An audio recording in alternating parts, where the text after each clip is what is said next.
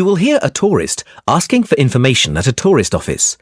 First, you will have some time to look at questions 1 to 4.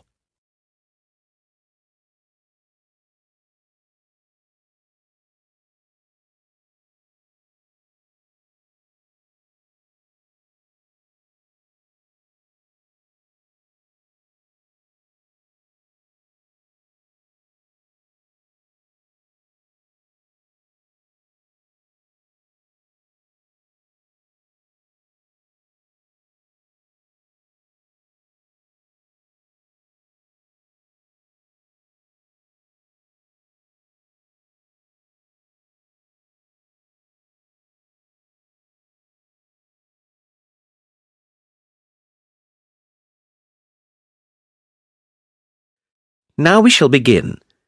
You should answer the questions as you listen because you will not hear the recording a second time. Listen carefully and answer questions 1 to 4. Hello, how can I help you? Hello. Is it possible to book a bus tour of the city here? Of course, sir. When would you like to take the tour? There are tours in the morning, afternoon and evening. Sometimes it's nice to see the city at night with the buildings lit up. We'll be going out for dinner tonight, so we'd prefer to go this afternoon. Oh, and it's for 2 people. Right. Now, I just need some details. Can you give me the names of the 2 people, please? Yes, Susan Field and James Carter. Susan Field and James... Sorry, can you spell your surname for me, please? It's Carter. Carter. Thank you. And can I have a contact telephone number? Why do you need one? Just in case we have to cancel the tour and need to contact you. I see.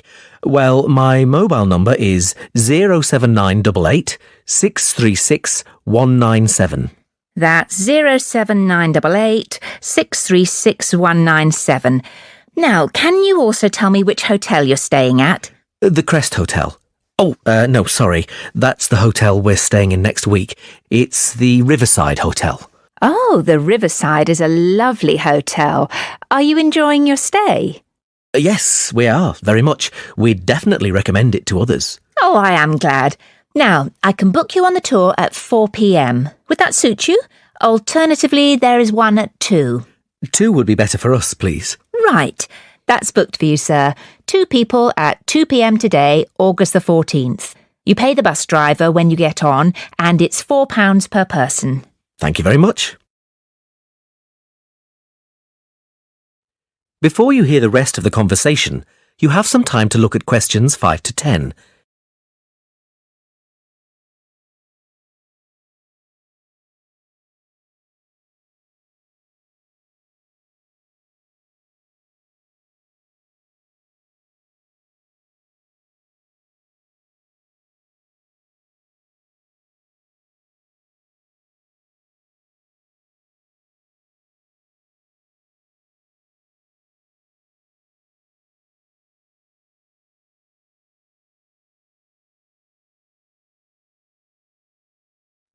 Now listen and answer questions 5 to 10. Can I also ask you about the museum in the main square? I was reading about it in my guidebook and was shocked to see that the entrance price is £10. Why does it cost so much? Well, the museum has the largest collection of Latin American art in Europe. People come from all over the world to see it. But that's not the reason why it's so expensive to get in. You see, the building is very old and it needs repairs. The £10 ticket cost will go towards repairing the roof and the walls. I see. Well, I suppose it's worth paying £10 to see the collection. Yes, I think so too. Is there anything else I can help you with? Actually, there is. I was wondering if you knew of any good restaurants in the area. Well, there are a few restaurants near the harbour and a couple on the beach, which are nice. The problem is that the smell of the fish market is quite strong down there. I don't think my girlfriend would be very pleased. I know what you mean. It's not very romantic, is it? My advice would be to go to the next town. It's bigger and the restaurant selection is wider. You can get there by taxi and it only takes about 10 minutes. The town is quite picturesque. Is it for a special occasion? Yes, it's my girlfriend's birthday, so I'd like to go somewhere special. Do you know any of these restaurants well enough to tell me about them?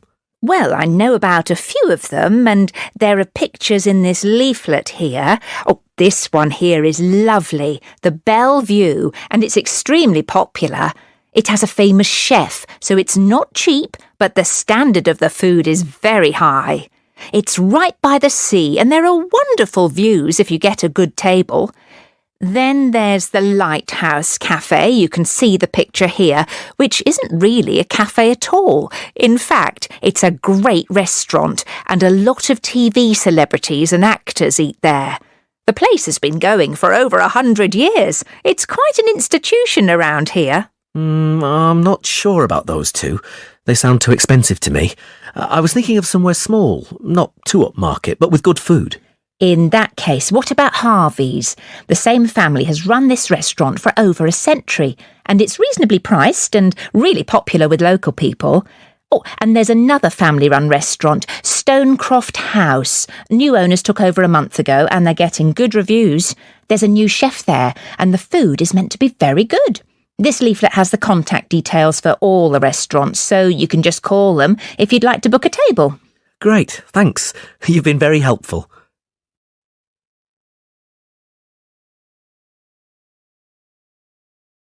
That is the end of part 1. You now have half a minute to check your answers.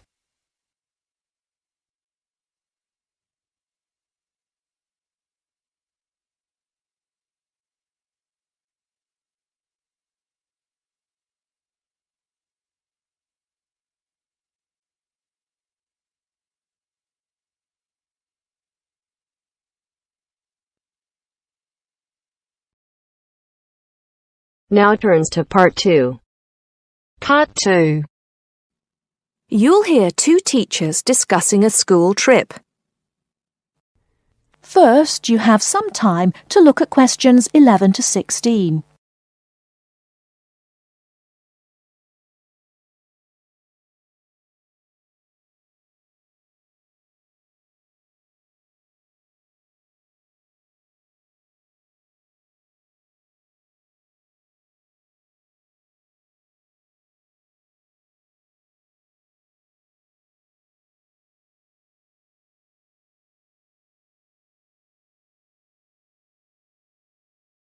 Now, listen carefully and answer questions 11 to 16.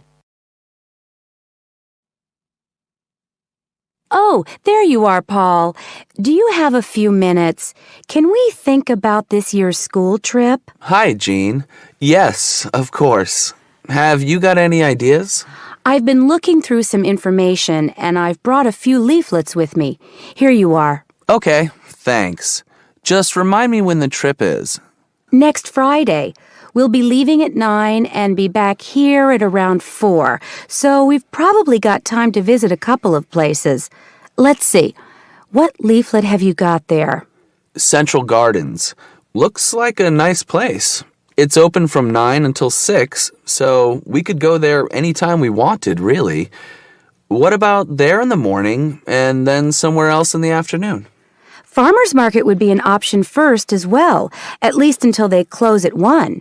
Or we could try Grey Castle. That should be possible in the morning or in the afternoon. Oh, hang on. That's at the weekend. The last admission is at noon on weekdays. Greenhall says the same thing. Queen's Park opens at 8, so we could go there first. Or, according to these times, we could go there on the way back to school, because they don't close the gates until sunset during the week. Okay, that gives us a few options. We went to Queen's Park a couple of years ago, didn't we? I seem to remember that the pupils really enjoyed it. It'd be nice to go somewhere new as well. I've seen groups from other schools going around Grey Castle. So have I. But then again, maybe we should play it safe and go to Green Hall. At least we've got experience of taking classes round there. Farmers Market is popular with other schools, though, so it must be interesting. It'd be good to go somewhere where someone can show the pupils around, explain things to them. I've been on a tour around the castle, and they do a really good job. I think they have guides at the hall, too, don't they? It says here that they used to, but don't anymore. You can get shown round Central Gardens, though. I think we'd have to do any explaining if we took the pupils to the market or the park. That wouldn't be a problem, though. No, and at least those two would be free, wouldn't they? I think all the others charge, and we'd have to get the parents to pay some money. I'm sure they wouldn't mind paying if it was a small amount. Let me check the leaflets. There's a special price for large groups at Grey Castle. Oh, but you can get into Central Gardens for nothing. Right. Oh, I've just thought of something. We wouldn't need to book anything if we were going to Queen's Park, but what about the other places? Central Gardens say you need to let them know if there are more than 10 people in your group, which would include us. The same at Grey Castle. Farmers Market says you can just turn up, and so does Green Hall. Right. Well, I suggest we take the pupils to Grey Castle for a tour in the morning. How does that sound? Yes, sounds good. We should contact them to book it as soon as possible. In the afternoon, we can do something a bit more relaxed at the park, and we'll have to think about going to Green Hall another year. Shame Farmers Market isn't open, but we can't change the day. So that's a decision then. Now, let's think about what we're going to get the pupils to do. It's a school trip, after all, and we should give them some work to do. Before you hear the rest of the talk, you have some time to look at questions 17 to 20.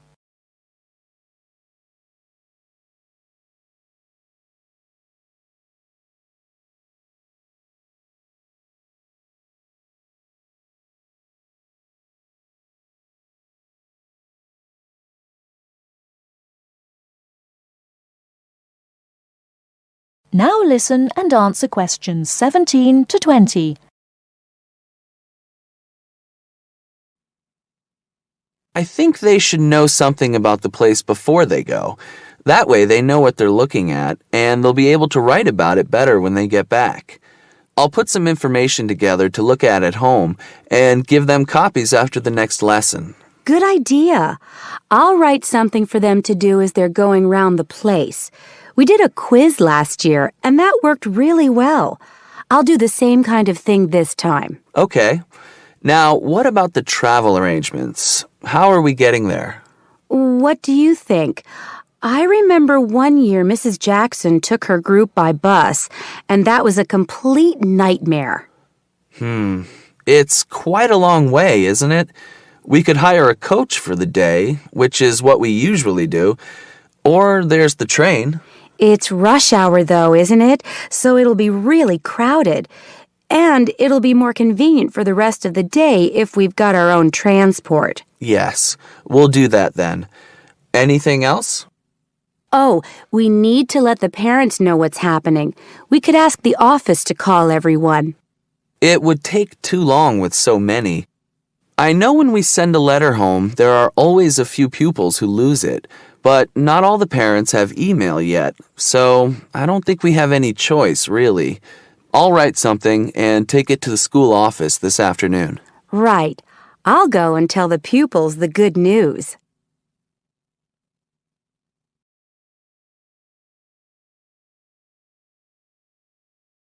That is the end of part 2.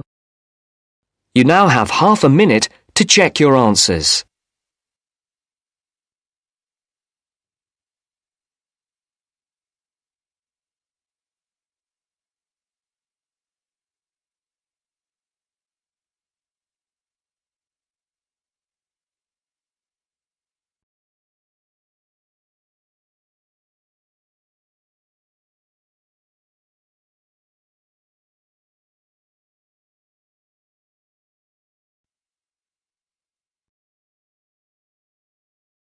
Now turns to part 3. Part 3. You will hear two students, Jenna and Marco, discussing a business studies project they have to do. You now have 15 seconds to read questions 21 to 24.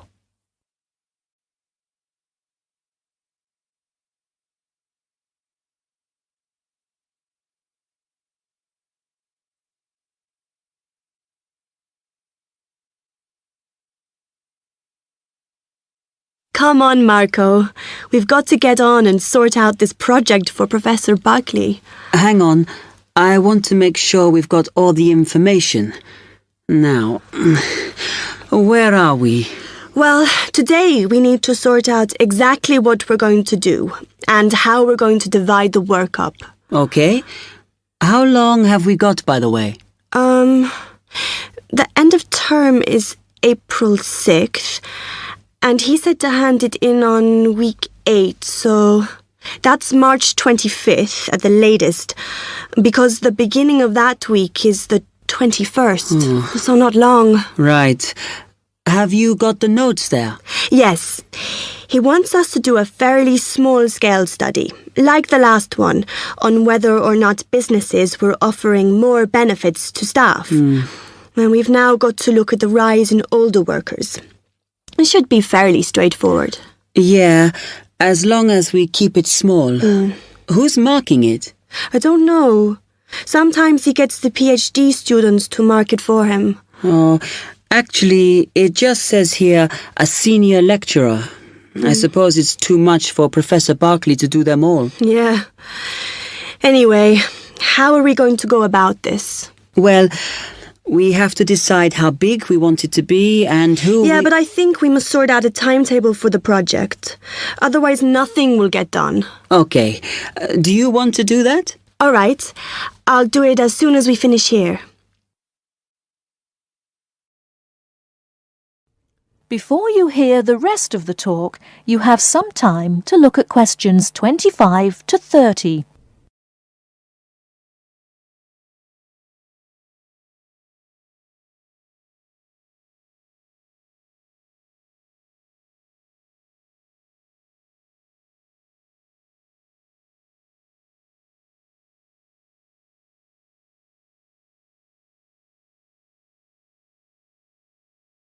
Now listen and answer questions 25 to 30. Okay, what do we have to do now for the project? What's the best way to go about it? Well, Professor Carter suggested we set up a focus group to get some in-depth interviews, but I think that'll take a lot of time. Yeah, I agree. If we did a focus group, we'd have to spend time deciding who to include in it, and it's not necessary to do one anyway. Oh, fine. And if you agree, I think we should get in touch with the businesses on the list Professor Carter gave us and ask them if they're prepared to participate. Sounds good. Then we can go there, give them questionnaires and collect them later. Exactly. Okay. Then do we need to book one of those study rooms in the library so we can work together to input the data? Perhaps not, as I guess just one of us could just sort it out actually. Yes, that would be easier. A lot of what we're doing is qualitative, so it'll be writing up rather than statistics. No software for that, I'm afraid. And I think it would look better if we had actual shots of some of the staff, because we're citing appearance as a factor in employability, aren't we? Yeah, okay. I'll factor that all in when I sort everything out tonight. I'm glad we decided to work together. I think it's going to work out well. Yes, well, given that we had to work in pairs on this project, I think we were right to choose each other.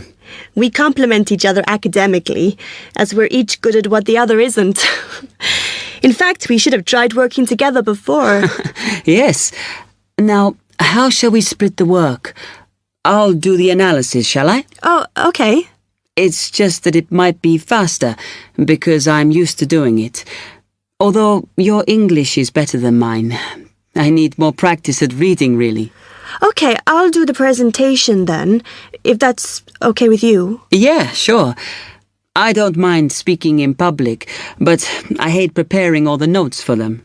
The thing is, the tutor said one person should do the whole presentation, and he said he expects me to do it because I haven't done one yet. No, that's fine.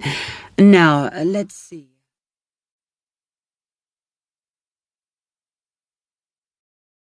That is the end of part 3. You now have half a minute to check your answers.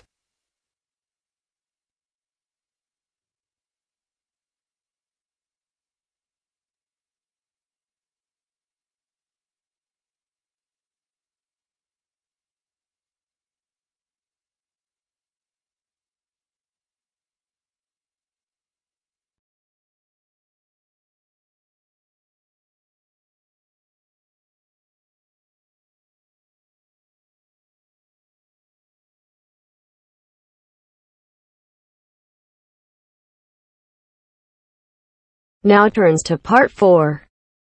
Part 4. First, you have some time to look at questions 31 to 40.